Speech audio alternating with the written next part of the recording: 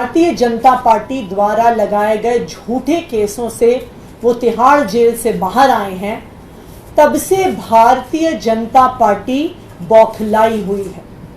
और इसी बौखलाहट के तहत भारतीय जनता पार्टी ने एक साजिश रची, एक षड्यंत्र रचा और उस षड्यंत्र के तहत स्वाति मालीवाल जी को दिल्ली के मुख्यमंत्री अरविंद केजरीवाल जी के घर 13 मई को सुबह सुबह भेजा गया। इस षड्यंत्र का इरादा था अरविंद केजरीवाल जी पर झूठे आरोप लगाना।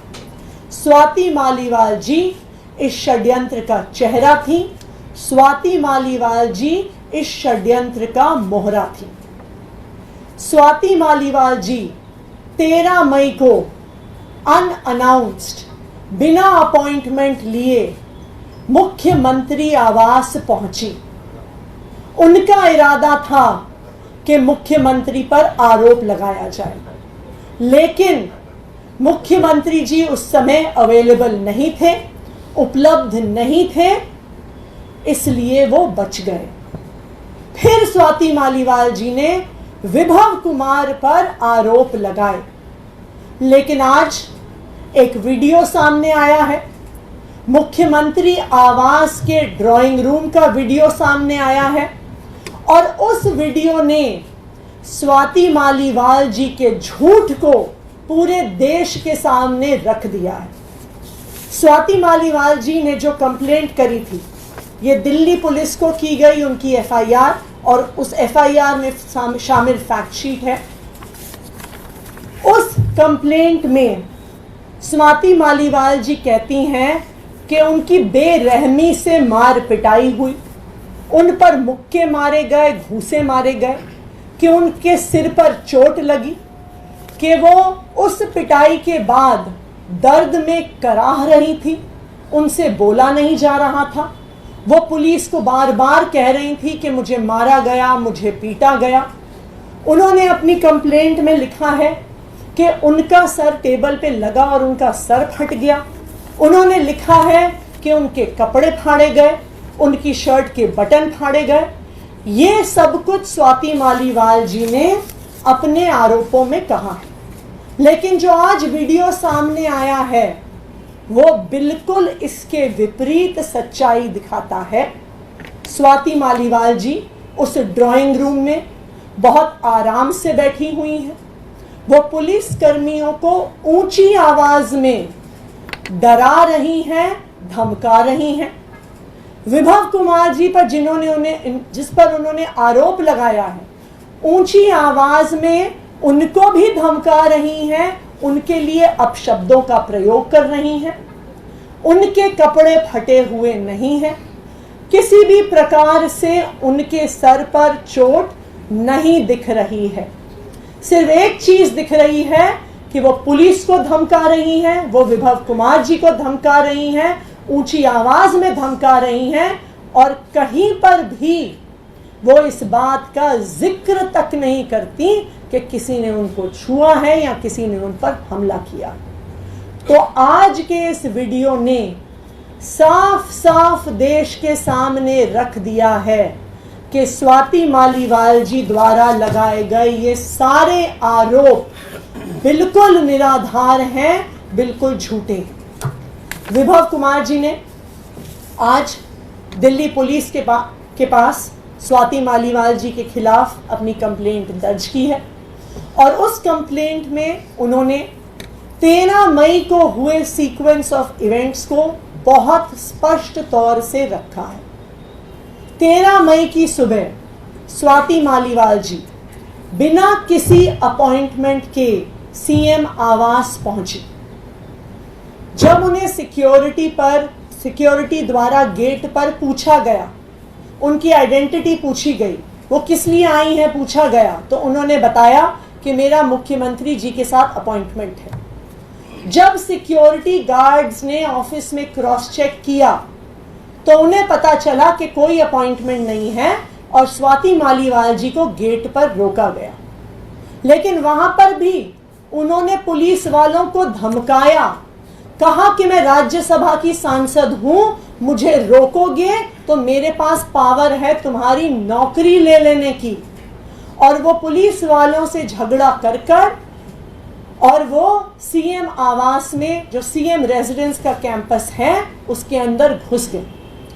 सिक्योरिटी उन्होंने फिर से कहा कि आपके पास अपॉइंटमेंट नहीं है, आप सीएम आवास में नहीं जा सकती हैं। और वो उन्हें सीएम रेजिडेंस के वेटिंग रूम में, जो वेटिंग रूम सीएम के रेजिडेंस के मेन बिल्डिंग जहां पे वो रहते हैं उससे बाहर है, वहां पर लेके गए, वहां पर बैठाया। उनको फिर से बताया गया आपके पास अपॉइंटमेंट आज नहीं है। वेटिंग रूम में बैठने के कुछ देर बाद वो जोर जबरदस्ती कर सीएम रेजिडेंस के मेन बिल्डिंग में, जहां पर मुख्यमंत्री और उनका परिवार रहता है, उस बिल्डिंग के अंदर घुस गई और वहां पर ड्राइंग रूम में जाकर बैठ गई। वहां पर उन्होंने कहा कि सीएम को बुलाओ, अभी बुलाओ, मुझे अभी मिलना है। अब आप मुझे बताइए, स्वाति मालीवाल जी राज्यसभा की सांसद हैं, क्या उन्हें पता नहीं है कि मुख्यमंत्री से अपॉइंटमेंट लेने का क्या तरीका होता है? क्या उन्हें पता नहीं है कि मुख्यमंत्री की कई शेड्यूल बिजी होते हैं, जरूरी नहीं है कि वो उपलब्ध हो?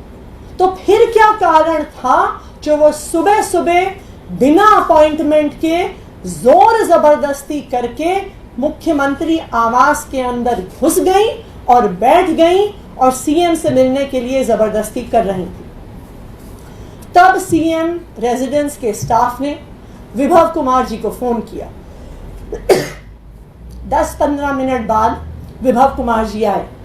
उन्होंने स्वाति मालीवाल जी को ड्राइंग रूम में बताया कि आज मुख्यमंत्री जी अवेलेबल नहीं है, वो मिल नहीं पाएंगे। उसके बाद स्वाति मालीवाल जी ने विभव कुमार जी से ऊंची आवाज में बहस करनी शुरू कर दी। उन्होंने कोशिश करी कि वो ड्राइंग रूम से निकलकर घर के अंदर के हिस्सों में जाने की कोशिश करें। विभव कुमार जी उनके सामने खड़े हो गए और स्वाति जी को अंदर नहीं जाने दिया। स्वाति जी ने उनको धक्का देने की कोशिश की, परंतु विभव जी फिर भी वहां पे खड़े रहे। उन्होंने स्वाति मालीवाल जी को अंदर नहीं जाने दिया। फिर विभव कुमार जी बाहर आए और उन्होंने सीएम ऑफिस के सिक्योरिटी स्टाफ को बुलाया और उनको कहा कि वो स्वाति मालीवाल जी को बाहर एस्कॉर्ट करें।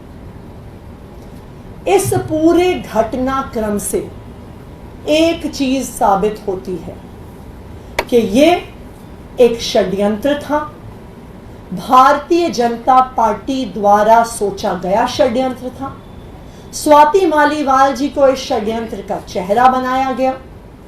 मुख्यमंत्री जी को फंसाने का इरादा था।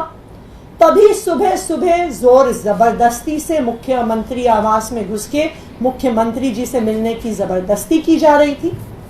ये इस बात से भी साबित हो रहा है कि स्वाति मालीवाल जी मुख्यमंत्री आवास से पुलिस थाने गई। पुलिस ने उन्हें एमएलसी कराने को कहा, लेकिन उन्होंने एमएलसी कराने से मना कर दिया। फिर 3 दिन बाद भारतीय जनता पार्टी फिर से एक नए झूठ के साथ स्वाति मालीवाल जी को सामने लेकर आई।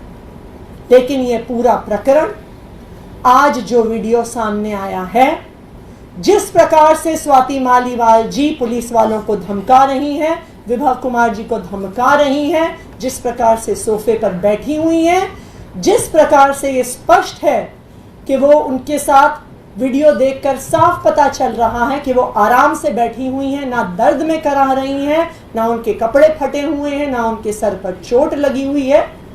तो ये पूरा वीडियो स्वाति मालीवाल जी के झूठ को सामने लेकर आता है और भारतीय जनता पार्टी के षड्यंत्र को साफ कर देता है।